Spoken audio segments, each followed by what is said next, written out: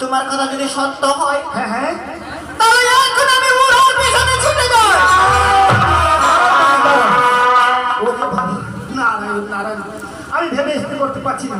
আমার মামি আমার কথা শুনে বলছে, ওরে নারদ, তোমার যদি কথা সত্যি হয় তাহলে আমি বুড়ার পিছনে এখনই চলে যাই। এরূপ ভাবে আমার মামি কি মামাকে ধরা পাবে?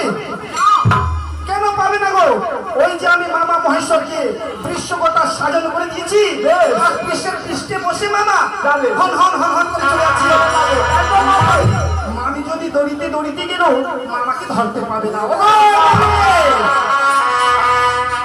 তুমি যে আমার কথা শুনে এমন রাগ করে চলে যাচ্ছ, কি মামাকে ধরতে পাবে?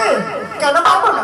নারায়ণ নারায়ণ, মামা যে গিয়েছে মামা নিজের বাহার ওই বৃষ্ণকটা নয়, ও তার পিছনে যেতে হবে মামা আপনি ওই সিংহের বাহার নয়। তাই তো সত্য। ওরে নারায়ণ, মানে তারা আমাকে ওই সিংহের বাহন তুলে দাও। বেশ মামি গো, আমি যে মামা থেকে অনেক আদর আপনার কাছে পাচ্ছি, সেজন্য আমি ছুটে যাব আপনার সিংহের বাহান খানে আনবার জন্য। না